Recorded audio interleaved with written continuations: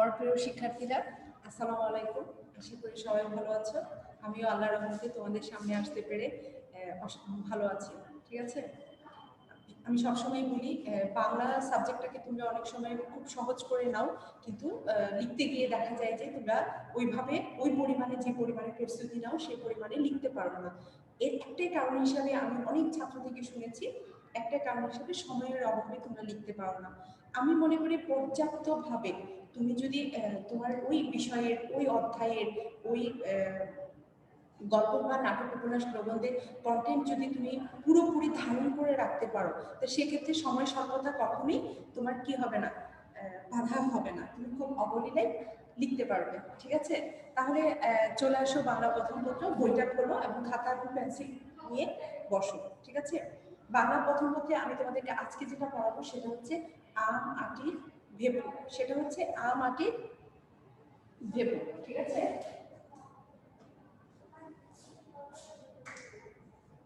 আম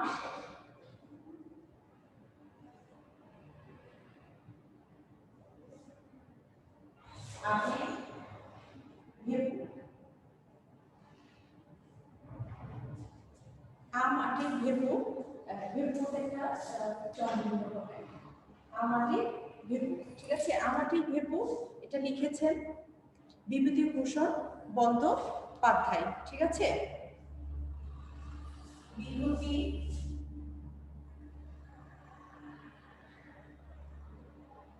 বিভূতিভূষণ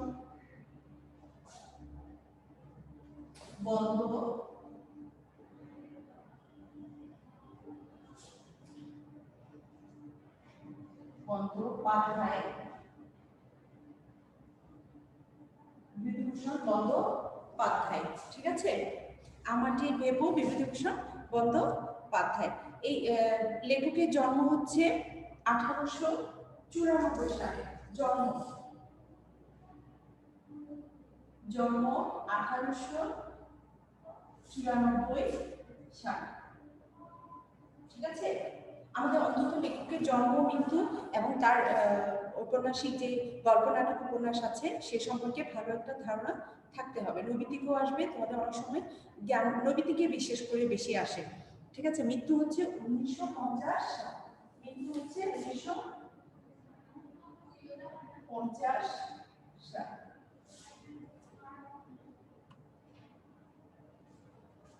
মৃত্যু 1950 সাল। ঠিক আছে, এবার আসো শরৎচন্দ্রের পরে তিনি বাংলা সাহিত্যের সবচেয়ে জনপ্রিয় শিল্পী কে?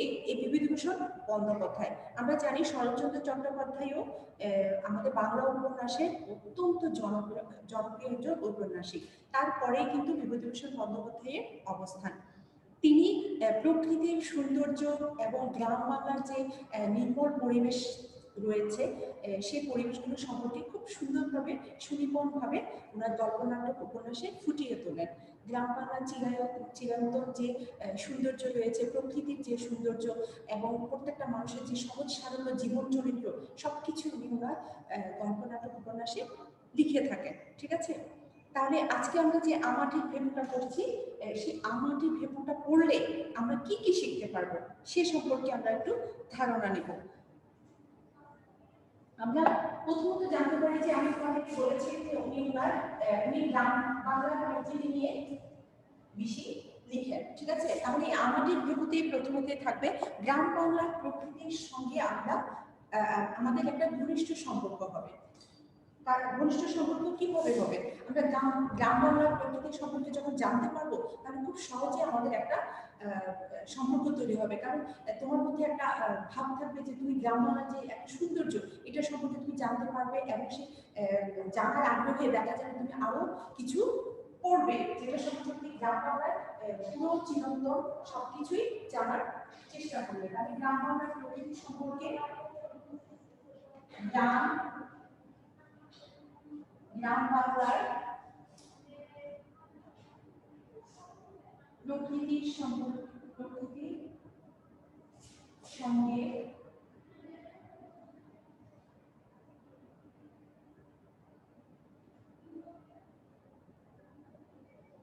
ঘনিষ্ঠ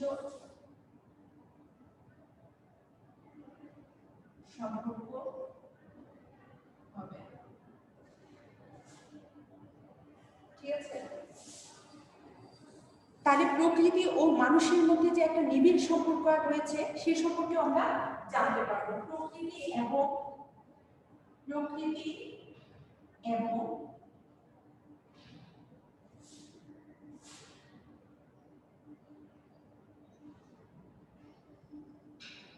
মানুষের মধ্যে, প্রকৃতি এবং মানুষের মধ্যে যে সম্পর্ক রয়েছে সে সম্পর্কে আমরা জানতে পারবো। আমি একটু মূল পয়েন্টগুলো দিচ্ছি অর্ধেক করে, তোমরা বাকিটা নিজেরাই পূরণ করে নিবে, কারণ সময়ের কারণে আমি পুরো গল্পটাকে তোমাদেরকে বুঝিয়ে দেওয়ার চেষ্টা করবো। এটা হচ্ছে তোমাদের শিক্ষণ ফল, শিক্ষণ ফলের পরে এর যে একটা মূল ভাব রয়েছে পুরোটা আমি তোমাদের বুঝিয়ে দেওয়ার চেষ্টা করি। জন্য আমি তোমাদেরকে জাস্ট পয়েন্টগুলো তুলে ধরছি, তোমরা বোঝার চেষ্টা করো। প্রকৃতি এবং মানুষের মধ্যে যে সম্পর্কটা রয়েছে সেটা সম্পর্কে আমরা এখানে জানতে পারবো। তাহলে বাংলাদেশের গ্রামীণ যে জীবনযাত্রা রয়েছে সেটা সম্পর্কে আমরা জানতে পারবো। তাহলে বাংলাদেশের গ্রামীণ জীবনযাত্রা বা গ্রামীণ জীবনযাত্রা লিখে রাখেন, ঠিক আছে। গ্রামীণ জীবনযাত্রা কি কি হতে পারে সেটা সম্পর্কে তোমরা ধারণা, ঠিক আছে। গ্রামীণ জীবনযাত্রা সেটা সম্পর্কে তোমরা জানতে পারবে। তারপর আনন্দপূর্ণ গ্রামীণ দেশের সম্পর্কেও তোমরা জানতে পারবে। মাতৃস্নেহের শাশ্বত রূপের সম্পর্ক জানতে পারবে। গ্রামীণ মায়েদের যে চরিত্র, যেগুলো শাশ্বত মায়ের যে চরিত্র সে সম্পর্কেও তোমরা জানতে পারবে, ঠিক আছে। মাতৃস্নেহের, তারপর নিম্ন মধ্যবিত্ত, যেটা বেশি দরকার, নিম্ন মধ্যবিত্ত পরিবারের সম্পর্কে একটা জীবনযাপন সম্পর্কে তোমাদের একটা ধারণা হবে।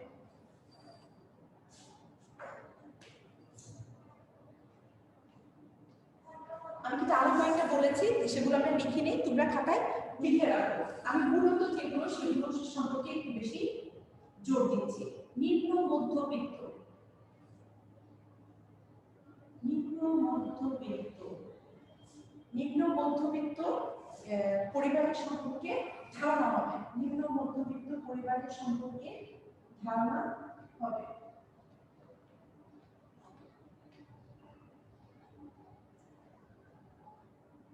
নিম্ন মধ্যবিত্ত পরিবারের সম্পর্কে ধারণা হবে, ঠিক আছে। এগুলো হচ্ছে এই আমাটির পেপারটা যদি তুমি পড়ো তাহলে এটা সম্পর্কে তোমার এই ধারণাগুলো এই জানতে পারবে। এটা হচ্ছে আমাটির পেপার শিক্ষণ ফল, ঠিক আছে। তা আমাটির বিপুল গল্পটি হচ্ছে কোথা থেকে নেওয়া হয়েছে? আমাটির বিপুল গল্পটি পথের পাঁচালী উপন্যাস থেকে সংগ্রহ করা হয়েছে। কোথা থেকে নেওয়া হয়েছে? পথের পাঁচালী উপন্যাস থেকে সংগ্রহ করা হয়েছে। এই গল্পের লেখক, আমি আগে বলেছি লেখক কি বিষয় নিয়ে বেশি লিখেন, কিন্তু এই গল্পেও কিন্তু লেখক গ্রামীণ যে পরিবেশ রয়েছে, গ্রামীণ যে চিরন্তন শাশ্বত রূপ রয়েছে, একদম হতদরিদ্র পরিবারের মানুষরা কিভাবে জীবনযাপন করেন তা খুব সুন্দর করে সুচারুভাবে তুলে ধরেছেন এই আমাটির পেপুর গল্প। তাহলে আমার প্রথমত আমি জানতে পারছি এটা প্রথম পথের পাঁচালী থেকে নেওয়া হয়েছে, দ্বিতীয়ত এটি একটি গল্প, ঠিক আছে। এটি একটি গল্প। এই পয়েন্টগুলো তোমরা খাতায় করে পেন্সিল দিয়ে লিখে রাখো বইয়ের উপরে। আর খাতায় তো তুমি শিক্ষণ ফলটা লিখবে এবং আমি যা বলছি সেটাকে তুমি তোমার মতো করে লিখে রাখবে। আমি সবসময় বলি লেখার কিন্তু কোনো বিকল্প নেই। আমরা যখন শুনি তখন কিন্তু মনে হয় যেন আমি পরিপূর্ণভাবে নিতে পারছি, কিন্তু অল্প কিছুক্ষণ পরে আমাদের ক্ষণস্থায়ী ব্রেনে কিন্তু এটা সবসময় স্থায়ী ধারণ করা। যতক্ষণ আমি লিখছি, লেখা এবং শোনা দুটো যদি আমি একসাথে করতে যাই তাও আবার হবে না। তুমি আগে শুনো, শোনার পরে তুমি তোমার মতো করে ধারণ করে তুমি তোমার মতো করে লিখবে। তাহলে দুটোই যখন পাশাপাশি একটার পর একটা চলবে, একটা পর্যায়ে দেখবে যে তুমি এই সম্পর্কে তোমার একটা ভালো ধারণা হয়েছে, যেটা তোমাকে সৃজনশীল প্রশ্ন লিখতে সহযোগিতা করবে। আর সৃজনশীল প্রশ্ন হচ্ছে মূলত সৃজন, সৃষ্টি করা। হুবহু গাইডলাইন থেকে তুমি গাইড লাইনটা নিবে, বাট তুমি তোমার মতো করে যেটা ধারণ করবে তুমি সেটাকে তুলে ধরবে। আমাদের কিন্তু সৃজনশীল প্রশ্নের যেটা সেটা কিন্তু কখনোই, এটা কিন্তু প্রয়োগমূলক। প্রয়োগ মানে বাস্তবতার সাথে তোমাকে সম্পৃক্ততা করে এই ঘটনার মিল অমিলটাকে সুন্দর করে সুচারুভাবে তুলে ধরতে হবে। তোমাকে কিন্তু সরাসরি বই যা বলছে সেটাই যদি তুমি গতে তুলে দাও তাহলে গতে কিন্তু তুমি কখনোই কোনো নাম্বার পাবে না। এই বিষয়গুলো তোমরা ভালোভাবে ক্লিয়ার না, এই জন্য তোমরা সৃজনশীল প্রশ্নগুলো সুন্দর করে উত্তর দিতে পারো না, মনে করো যে আমি তো সবগুলো আনসার করে দিয়ে আসলাম কিন্তু আমি নাম্বার পেলাম না, কিন্তু কেন পেলাম না এই কারণটাও তোমাকে জানতে হবে। আমি তোমাদেরকে প্রতিবারই বলি আসলে সৃজনশীল নিয়ে আমি আসবো। আমি মূলত তোমাদের এখন যে শর্ট সিলেবাস আসছে, এই শর্ট সিলেবাসগুলো যখন একটা শেষ হয়ে আসতে নিবে, তখন আমি তোমাদেরকে এই পরীক্ষার পদ্ধতি, পরীক্ষার খাতা কিভাবে তৈরি করবে, সৃজনশীল প্রশ্নে কিভাবে উত্তর দিবে, এইগুলো নিয়ে আমি তখন তোমাদের সাথে ক্লাস করবো, ঠিক আছে? এখন আমাদের ভেপুর আমার মূল বিষয়গুলো জানার সাথে সাথে এখানে চরিত্রগুলো সম্পর্কে জানতে হবে। এখানে ছোটখাটো চরিত্র অনেকগুলো রয়েছে, ছোটখাটো চরিত্রগুলো বাদ দিলে যে মূল চরিত্রগুলো থাকে সেই চরিত্রগুলো সম্পর্কে তোমার জানতে হবে। মূল চরিত্রগুলো সম্পর্কে জানা না থাকলে ওই যে আমি বললাম তথ্য নির্ভর প্রত্যেকটা প্রশ্নের উত্তর কিন্তু একটা জ্ঞানমূলক উত্তর আছে। জ্ঞানমূলক উত্তর হচ্ছে সরাসরি প্রশ্নটা যা চেয়েছে, ঠিক আছে, ওই জ্ঞানমূলক উত্তর দিলে তুমি নাম্বার পাবে। আবার তথ্য নির্ভর যে কথাগুলো থাকবে প্রাসঙ্গিক, সে তথ্য নির্ভরের জন্য কিন্তু তোমার একটা বর্ধিত নাম্বার সেখানে থাকে। মানে জ্ঞানমূলক প্রশ্নে তোমাকে সরাসরি ফুল মার্কস দিবে না, ঠিক আছে, এটার সাথে প্রাসঙ্গিক নিয়ম থাকে, সবকিছুই থাকে। ঠিক সেরকম তথ্যমূলক যে তথ্য তোমরা দিবে, সেই তথ্যের মধ্যে তোমার এই গল্পের চরিত্রগুলো তুলে ধরতে হবে। তখন স্বাভাবিকভাবে বোঝা যাবে যে তুমি গল্পটা সম্পর্কে অবগত, যেহেতু তুমি চরিত্রগুলো সম্পর্কে জানো, না বললে তো তুমি কখনো জানতে পারতে না। তো সেক্ষেত্রে দেখা যায় যে একজন টিচার তোমাকে অবশ্যই বাংলার খাতা যিনি কাটবেন তিনি অবশ্যই তোমাকে নাম্বার অবশ্যই দিবেন। তাহলে মূল চরিত্র রয়েছে অপু, দুর্গা এবং সর্বজয়া, ঠিক আছে? মূল চরিত্র লিখে রাখ, মূল চরিত্র, মূল চরিত্র অপু, দুর্গা ও সর্বজয়া, ঠিক আছে? তোমরা হয়তো বলবে যে ম্যাডাম এখানে আরো চরিত্র রয়েছে। হ্যাঁ, আমি তোমাদেরকে শুরুতেই বলেছি এখানে আরো কিছু ছোট ছোট চরিত্র রয়েছে যেগুলো মূল ভূমিকা পালন করছে না, ঠিক আছে? গল্পের প্রয়োজনে চরিত্রগুলো এসেছে আবার চলে গিয়েছে, সেই চরিত্রগুলো অতটা গুরুত্ব বহন করে না, কিন্তু এই তিনজনকে ঘিরে কিন্তু পুরো আমাটি ভেবু গল্পটি বিরাজমান। এই জন্য এটা মূল চরিত্র। অপু এবং দুর্গা ওদের সম্পর্ক কি? তারা হচ্ছে ভাই বোন। অপু হচ্ছে দুর্গার বোন, ঠিক আছে? আমরা যে কোনো বাংলা সিনেমা দেখি সেখানে নায়িকা নায়িকা থাকে, ঠিক সেরকম এই গল্পের নায়িকা হচ্ছে দুর্গা। গল্পের নায়িকাকে দুর্গা, এবং দুর্গাকে ঘিরে আসছে অপুর চরিত্র, সর্বজয়ার চরিত্র। সর্বজয়া হচ্ছে অপু এবং জয়ার মা, ঠিক আছে? সর্বজয়া হচ্ছে অপু এবং দুর্গার মা। তাহলে দুর্গা হচ্ছে মূল চরিত্র এবং দুর্গার সাথে চরিত্র আসছে অপু এবং সর্বজয়া। চরিত্রগুলো সম্পর্কে তোমরা জানলে। এখন আমাদের ভেবু নামকরণের সার্থকতা। প্রত্যেকটা গল্প বা নাটকের নামকরণ কিন্তু হয় মূল গল্পের ভেতর থেকে, কিন্তু অন্তর্নিহিত ভাবের তাৎপর্য নিয়ে কিন্তু আমাদের ভেবু গল্পের বা নাটক উপন্যাসের নাম হয়ে থাকে। ঠিক সেরকম আমাদের ভেবু গল্পের ভিতরে যে অন্তর্নিহিত ভাব রয়েছে সেখান থেকে যদি নামটা নাও নেওয়া হয়, কিন্তু লেখক বোঝাতে চেয়েছেন যে আমাদের গ্রামীণ পরিবেশে এই যে দুই ভাই বোনের যে বেড়ে ওঠা, এই আমের সাথে মানে প্রকৃতির যে ফল ফলাদির সাথে যে সম্পর্ক, তারপরে বাঁশি বাজানোর যে আনন্দ, ওরা যে আনন্দের সাথে দিনাতিপাত করেছে গ্রামীণ পরিবেশ, তাদের যে কোনো বাধা মানে না, তারা যে তাদের মতো করে স্বাধীন চেতা হয়ে বড় হয়েছে, সেই ভাবটাকে তুলে ধরে আমাদের ভেপুর গল্পের নামকরণ করা হয়েছে, ঠিক আছে? তাহলে আমরা জানতে পারলাম আমাটি ভেপুর গল্পের নামকরণের সার্থকতাটাও, ঠিক আছে? এবার চলে আসি আমরা গল্পের কিছু অংশ নিয়ে আলোচনা করব। কিছু অংশ বলতে আমি মূলত চেষ্টা করব পুরো গল্পটাকে তোমাদেরকে বুঝিয়ে দেওয়ার জন্য। শুরুটাই হচ্ছে সময় দিয়ে, গল্পের শুরুটা হচ্ছে সকালবেলা। তোমাকে এটা নোট করতে হবে যে সবসময় মনে রাখবে গল্পের শুরু, যে কোনো গল্প বা নাটক উপন্যাসের শুরুর পয়েন্টটা এবং শেষের অংশে তো মধ্যখানে তো তোমার মূল ভাবটা থাকবে, কিন্তু শুরু এবং শেষে যে নোটিফিকেশন থাকে সেটাকে তোমার ধারণ করতে হবে, কারণ সেগুলো সৃজনশীল জ্ঞানমূলক প্রশ্নে আসবে এবং নবীন দিকে আসবে। তাহলে তোমার সময়টা শুরু হয় অনেক সময়, অনেক গল্প বৈশাখ মাস, খরচ, দাহ, তাপমাত্রা, এবং এই যে বৈশাখ মাস, এই বৈশাখ মাসটাকে তোমাকে সিলেক্ট করে রাখতে হবে। ঠিক সেরকম আমাদের এরপর সময়টা নির্ধারণ করা হয়েছে সকালবেলায়। সকালবেলায় 8টা কি 9টা হরিহরের পুত্র আপন মনে রোয়াকে বসিয়া খেলা করিতেছে, তাহার একটা ছোট টিনের বাক্স আছে। ঠিক আছে, 8টা কি 9টা। রোয়াক, রোয়াক শব্দটা কি? আমি তাহলে কয়েকটি শব্দের অর্থটা আগে পড়ে দিই, তাহলে গল্পটাকে পড়লে তোমরা বুঝতে সহযোগিতা হবে। আসলে সাধারণত নিয়ম হচ্ছে পুরো গল্পটা পড়ে আমরা তারপর শব্দার্থে যাই। যেহেতু তোমরা এখন অনলাইনে আছো, আমি চাচ্ছি তোমাদেরকে আরেকটু সহজ করে দেওয়ার জন্য শব্দার্থগুলিকে আমরা আগে নিয়ে আসি। ঠিক আছে, তাহলে তোমরা একটু শব্দার্থগুলো দেখো।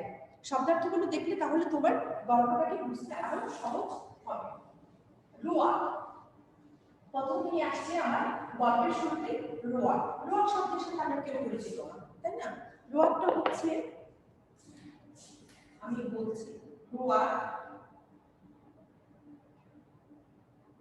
রোয়া শব্দটা হচ্ছে আমাদের প্রত্যেকটা বাড়ির সামনে দিকে একটা ছোট খোলা জায়গা থাকে। ঠিক আছে, খোলা জায়গা যেটাকে আমরা বারান্দাও বলি। গ্রামীণে কিন্তু একটা বারান্দা কিন্তু আমাদের শহরের ভাষায় যেটাকে আমরা ব্যালকনি বলি, ছোট্ট সেরকম না। গ্রামীণে কিন্তু বারান্দাও কিন্তু অনেক বড়। উঠোনের আগেই যে বারান্দার ঘর থাকে, সেখানে মূলত অনেক বড় একটা ঘর থাকে, সেখানে অনেকে বসে খাওয়া দাওয়া হয়, মেহমান অতিথি আসলে মোটামুটি বারান্দাই তাতে হয়ে যায়। এসে খোলা জায়গা বারান্দাকে বলা হচ্ছে রোয়া। খোলা জায়গা, খোলা জায়গাও তুমি লিখতে পারো এবং বারান্দাও লিখতে পারো। ঠিক আছে, খোলা জায়গা, আমি বাকিটা না লিখলাম, বারান্দা। আরো কিছু শব্দ আছে তোমার জানা দরকার। চুপড়ি, চুপড়ি হচ্ছে ছোট ঝুড়ি। চুপড়ি হচ্ছে কি ছোট ঝুড়ি। আমি তোমাদের জন্য কঠিন শব্দগুলোকে একটু আলাদা করে নিয়ে এসেছি, সেটা শব্দের অর্থটা যাতে তোমাদেরকে বলতে পারি। চুপড়ি হচ্ছে ছোট ঝুড়ি। তারপরে হচ্ছে নাটা ফল। নাটা ফল একটা জায়গায় আছে, তোমার দুর্গা নাটা ফল কুড়িয়ে আনে, সে আবার সেটাকে সংরক্ষণ করে রাখে। সে নাটা ফলটা হচ্ছে করঞ্জা ফল। করঞ্জা ফলকে নাটা ফল বলছে। খাপড়ার কুচি, খাপড়ার কুচি হচ্ছে কি জানো? মাটির কলস, হাঁড়িপাতি ভাঙার যে অংশ থাকে সেটাকে বলা হচ্ছে খাপড়ার কুচি। ছোটবেলায় শৈশবকালে কিন্তু কখন কিসের প্রয়োজন হয় বলা যায় না, আমরা কিন্তু কোনো কিছু ফেলে দিতে চাই না। যে কোনো সুন্দর, সবচেয়ে বড় কথা, আমার যে প্রিয় জিনিসটা যদি কখনো ধ্বংস হয়ে যায় বা ভেঙে যায়, আমরা কিন্তু তা কখনোই ফেলে দেয়, তার যেন প্রিয় জিনিসটা যেন বিলুপ্ত না হয়, তার কিছু অংশ হলো আমরা রেখে দেওয়ার চেষ্টা করি। ঠিক আছে, সংরক্ষণে রেখে দেয়। অনেকে আছে লুকিয়ে সংরক্ষণে রেখে দেয়, ঠিক আছে, কিন্তু আমিও করি। আমারও শৈশব কেটেছে, এখন আমার অনেক ভালো লাগে, জিনিসগুলো ফেলে দিতে ইচ্ছা করে না, আমিও রেখে দিই। ঠিক আছে, সবার মধ্যে এই জিনিসটা কাজ করে। তাহলে খাপড়ার কুচি হচ্ছে কলস বা হাড়ি ভাঙার ছোট অংশ। ঠিক আছে, তারপর দাওয়া। দাওয়া হচ্ছে দাওয়া কিন্তু অনেকটা বারান্দার মতো, বাড়ির সামনে দেইরা বলে, অনেকে অনেকে বুঝো কিনা আমি জানি না, দেউরাও বলে আঞ্চলিক, আঞ্চলিক ভাষা। ঠিক আছে, এটা আমাদের লৌকিক ভাষা নয়। লৌকিক বলতে লোকের মুখে মুখে যে ভাষাটা আমরা ব্যবহার করি, আমরা আমরা কিন্তু যে ভাষাটা ব্যবহার করি সেটা হচ্ছে অন্যের বোধগম্য হয়, যেটা সেটাকে হচ্ছে লৌকিক ভাষা। আর এই ডেইলাটা হচ্ছে আঞ্চলিক শব্দ। ঠিক আছে, অঞ্চল ভেদে এটা ব্যবহৃত হয়ে থাকে। ঠিক সেরকম দাওয়াটা হচ্ছে সেটাও এক প্রকার বারান্দা। ঠিক আছে, গ্রামীণ পরিবেশে এটাকে দাওয়া বলা হয়। তারপরে আমের কুচি। আমের কুচি হচ্ছে কচি আম, ছোট ছোট কচি আমকে বলা হয় আমের কুচি। একেবারে একটু বড় হয়ে গেছে বা আটি বেঁধে গেছে ঠিক সেরকম না, একদম ছোট, যেগুলো বাতাসে কুয়াশায়, তারপরে একটু ঝড় তুফান হলে তো একটু বড় হলেও পড়ে যায়, মোটামুটি বাতাসে বা একটু কিছু আম কিন্তু ঝরে পড়ে আর কিছু আম থেকে যায়, যেগুলো একেবারে পোক্ত হওয়া পর্যন্ত থাকবে সেই আমগুলো কিন্তু থেকে যায়, কিছু কিন্তু আম কিন্তু ঝরে পড়ে। সেই ঝরে পড়া ছোট ছোট আমগুলোকে বলা হচ্ছে আমের কুচি। বুঝতে পারছো তোমরা? আমি চেষ্টা করছি সহজ সরল ভাষায় তোমাদেরকে বোঝানোর জন্য। কালো মেঘ, কালো মেঘ বলতে তোমরা মনে করবে যে আকাশে যে কালো মেঘটা জমেছে সেই মেঘটাকে বলা হচ্ছে কালো মেঘ। আসলে কালো মেঘ হচ্ছে যকৃতের জন্য, মানে লিভারের উপকারী একটা গ্রামীণ একটা পরিবেশের গাছ আছে, যেটা খেতে একটু তিতা। সেই গাছটাকে বলা হচ্ছে কারো মেয়ে, ঠিক আছে। গ্রামীণ পরিবেশে কিন্তু সব চিকিৎসা কিন্তু ডাক্তারের কাছে দৌড়ে গিয়ে হয় না, প্রাথমিক চিকিৎসা কিন্তু তারা কমিউনিটি থেকে নিয়ে ফেলে এবং তারা অভ্যস্ত এবং তারা জানে যেমন আমরা আমাদের একটু গ্যাসের সমস্যা হচ্ছে, আমরা একটা গ্যাসের ওষুধ খেয়ে ফেলছি, গ্রামের পরিবেশে কিন্তু কখনই সেটা হয় না, তারা একটু আদা কুচি বা একটু ওষুধ চটকে খেয়ে ফেলে, পানি খেয়ে ফেলছে। তাদের কিন্তু এই প্রকৃতি চিকিৎসায় কিন্তু তারা অনেক সময় অর্ধেক সুস্থ হয়ে যায় এবং অন্য কোনো কিছু হওয়ার সম্ভাবনা একটু কম থাকে। আমাদের শহরের অঞ্চলে আমরা ওষুধ দিলেও মানুষের কিন্তু সাইড এফেক্ট বেশি হয়, প্রত্যেকটা ওষুধের কিন্তু পার্শ্ব প্রতিক্রিয়া থাকে। এটা তোমাদেরকে আসলে জানার জন্য প্রাসঙ্গিক কথাগুলো আমি বলছি। কুটু গাছ, কুটু গাছ, এই কুটুটি তুলনা, কুটু গাছ মানে হচ্ছে তৃণ, একদম কচি ঘাস যেটাকে বলা হয় সেটা হচ্ছে কুটো গাছ। মানে আমরা অনেক সময় মা বলে না তুমি একদম ছোটখাটো কাজগুলো করো না বাসায় বলে কি ধমক দেওয়া হয় না, সেই দুর্গার মা সর্বজয়াও দুর্গাকে ওই শব্দটা ব্যবহার করে বলেছিল তুমি তো ঘরের মধ্যে কোনো কুটো কাজও করো না, মানে তৃণ বলতে ছোট্ট ছোটখাটো যে কাজগুলো সেটা হচ্ছে জাস্ট ঘরটা গুছিয়ে রাখা, এদিক সেদিক করা, সেগুলো হচ্ছে ছোটখাটো কাজ। আরেকটা শব্দ যেটা তোমাদের একদম অপরিচিত, বুঝতে সমস্যা হবে, সেটা হচ্ছে রসো রসো। রসো রসো মানে হচ্ছে এটা গল্প কখন বলেছে আমি বলি। অপু তার মায়ের কাছে কি চেয়েছিল, খাবার চেয়েছিল, মা এখন খাবার দিবে না, প্রচন্ড ক্ষুধা লেগেছে, সেক্ষেত্রে মা এটা ব্যবহার করেছে রসো রসো, মানে থামো থামো, মানে এই মুহূর্তে নয়, অল্প কিছুক্ষণ পরে আমি তোমাকে করছি, জাস্ট এই মুহূর্তকে থেমে যাওয়ার জন্য আমরা সাধারণত ব্যবহার করে থাকি দাঁড়াও দাঁড়াও। সেইখানে এখানে সর্বজয়া ব্যবহার করেছে রস্য রস্য, তাহলে তুমি খুব অল্প সহজে বুঝতে পারছো, ঠিক আছে। তাহলে আমি শুরুতে বলি, আমাদের গল্পটি নেওয়া হয়েছে পথের পাঁচালী উপন্যাস থেকে, ঠিক আছে, পথের পাঁচালী উপন্যাস থেকে।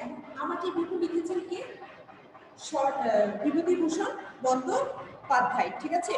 এখানে প্রকৃতির যে জীবন চরিত্র, সেই হাস্যজনক চরিত্রগুলিকে এখানে তুলে ধরেছে। সাধারণত অপু এবং দুর্গা হচ্ছে দুই ভাই বোন, তারা কিন্তু হত দরিদ্র পরিবারের সন্তান, কিন্তু তারপরেও দরিদ্রতা যে তাদেরকে কোনো প্রকারই ছুতে পারে নাই, এই গল্পে কিন্তু তার সুন্দরভাবে লেখক বুঝিয়েছেন। তারা কিন্তু খেতে পারছে না, ছেঁড়া কাপড় পরে আছে, এই ধরনের অনুশোচনায় কখনোই ছিল না।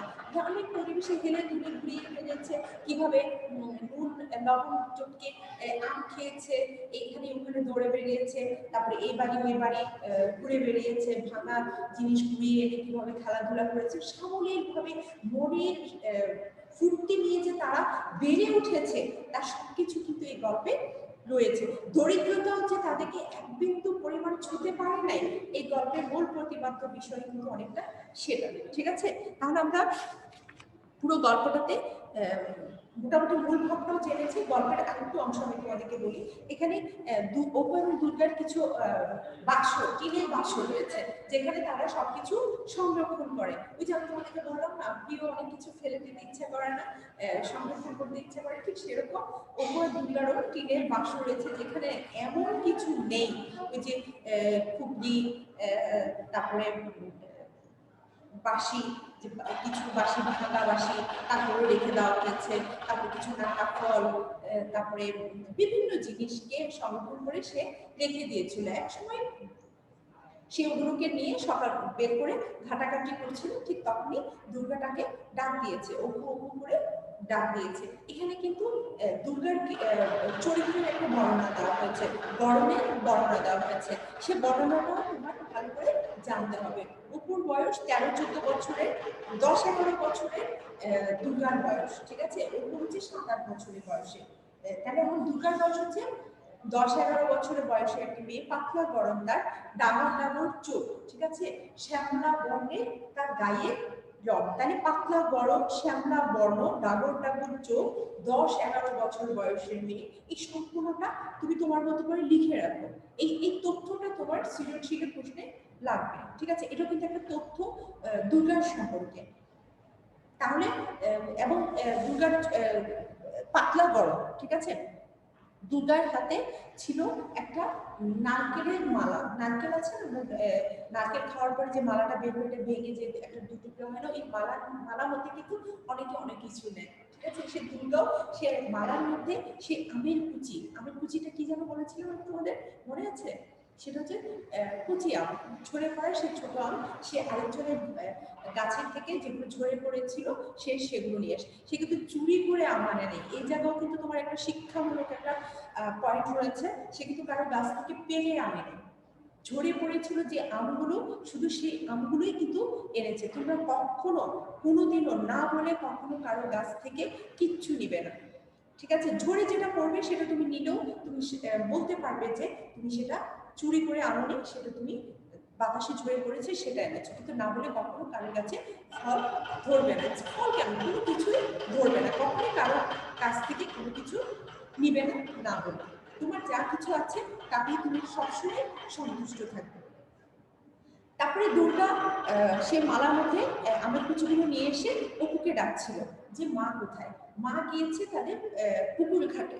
গ্রামে কিন্তু পারিবারিক কাজগুলো মূলত পুকুর ঘাটেই করা হয়, ঠিক আছে, যেটা আমরা ঘরের মধ্যে করি। সেই সুযোগ সুবিধা কিন্তু গ্রামের পরিবেশে নেই।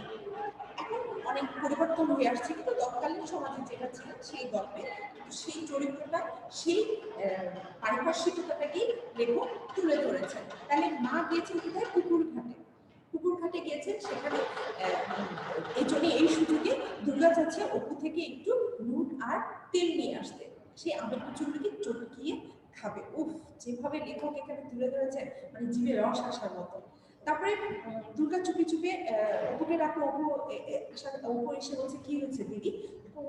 দুর্গাও আমের কুচিগুলো দেখে মহা আনন্দে সেও খাবে, কিন্তু তুই নুন আর লবণ নিয়ে আস। এখানে একটা বাক্য আছে, এই বাক্যটাকে তুমি আন্ডারলাইন করে রাখো বা এখন লিখে রাখো।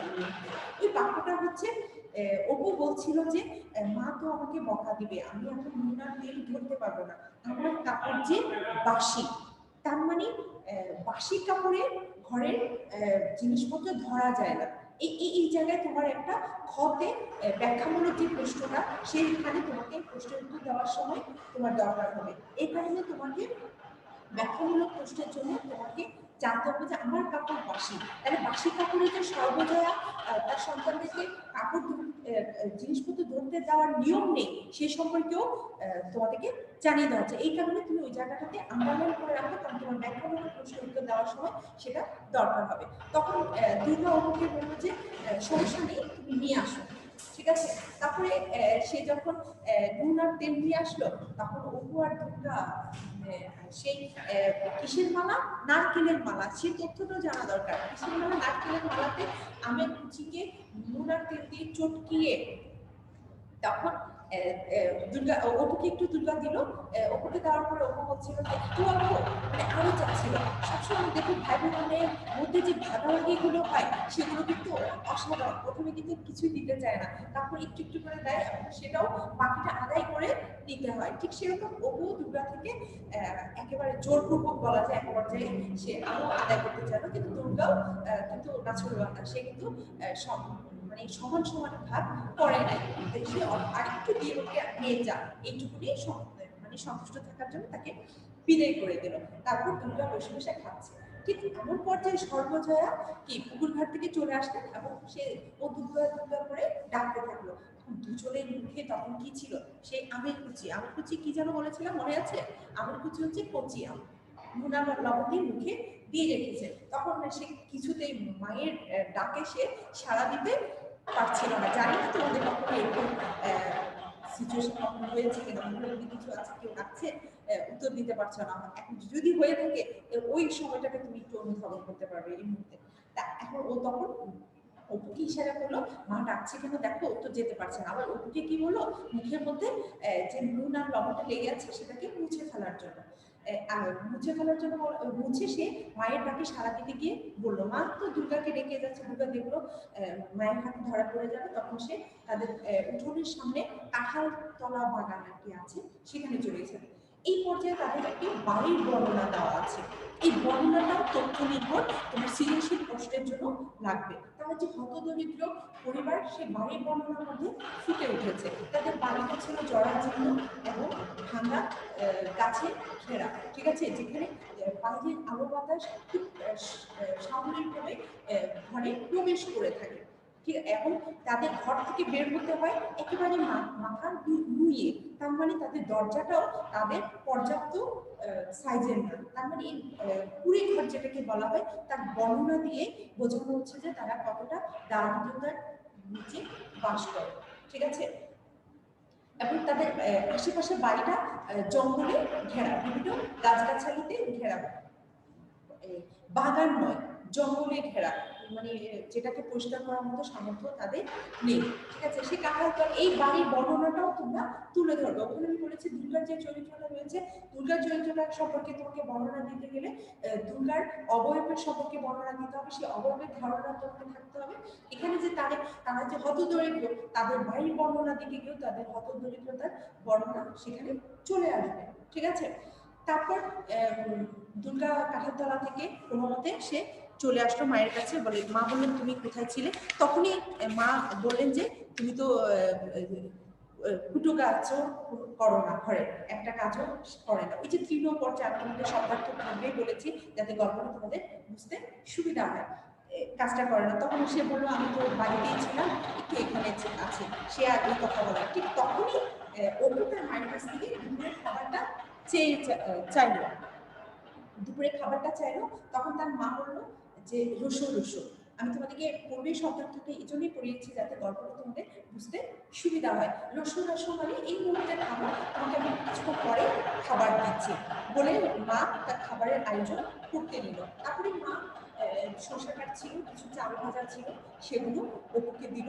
অপু সেটা খেতে গিয়ে দাঁতে কামড় দিতে গিয়ে দাঁতটা টক হয়ে গেছে। সে মুখ ফুসকি বলে হচ্ছিল যে আম খেয়ে তো দাঁতে টক হয়ে গেছে, খেতে পারছে না বলে সে তার দিদির দিকে তাকাচ্ছিল। এই যে ভাই বোনের যে একটা মানে কি বলবো, চুরি করে সেটাকে যে লুকানোর যে একটা বিষয় ছিল, সেই বিষয়টাকে বিভূতিভূষণ বন্দ্যোপাধ্যায় খুব সুন্দরভাবে সুনিপুণভাবে তার সুজাত হাতে এখানে এই জায়গাটাতে তুলে ধরেছে যে তাদের মধ্যে কিন্তু চোখে চোখে হয়ে গেছে। মানে দুর্গা কিন্তু প্রচন্ড রেগে গিয়েছিল যে কেন এই কাজটা করা হলো, কেন সে আমের কথাটা তার মাকে বলে দিল।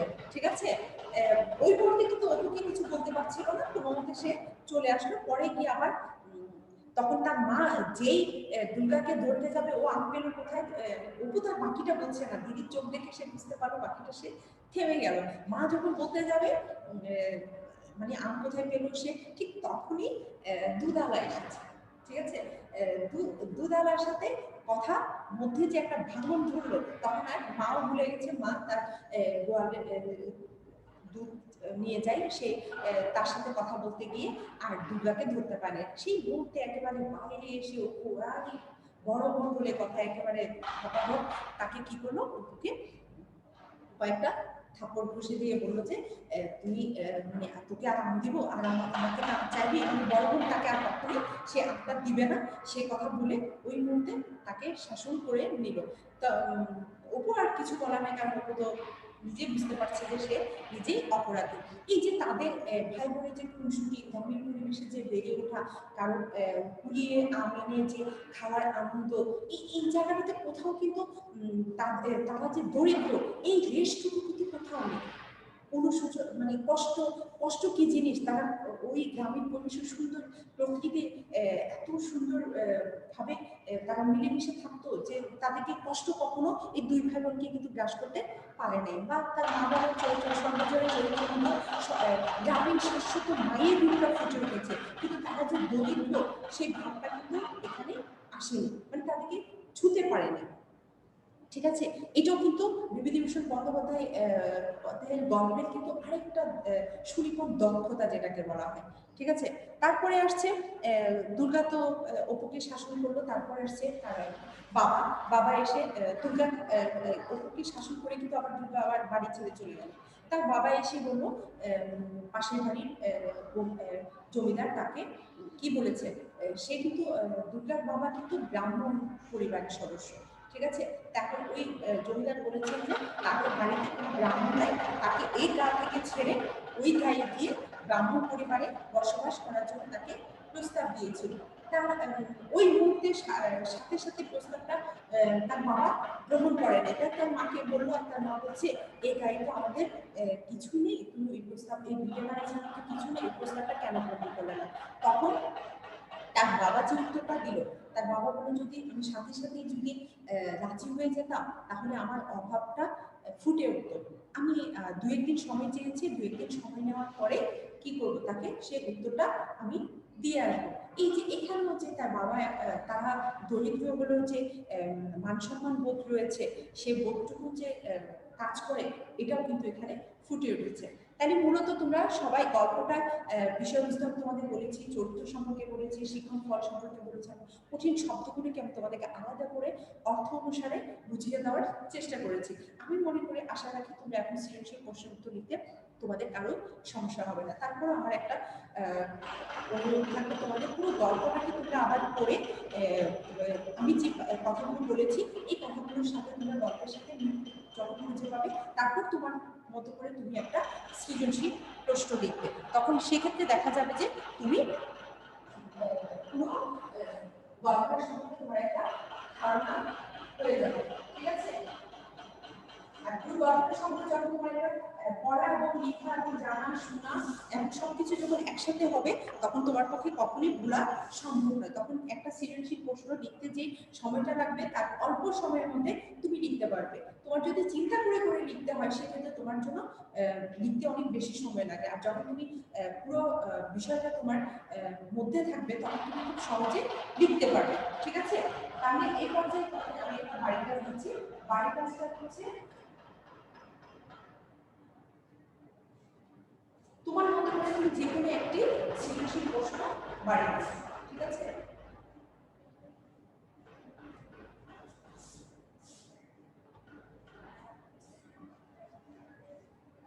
একটি সৃজনশীল প্রশ্ন বাড়িয়ে আছে।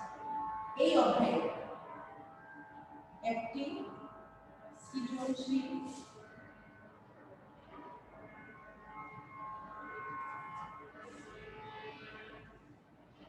প্রশ্নের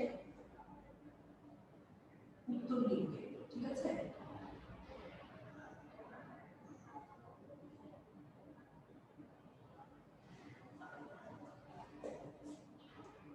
তাই আমি পুরো গল্পটা জানালাম, তোমরা পুরোটা জানতে পেরেছো।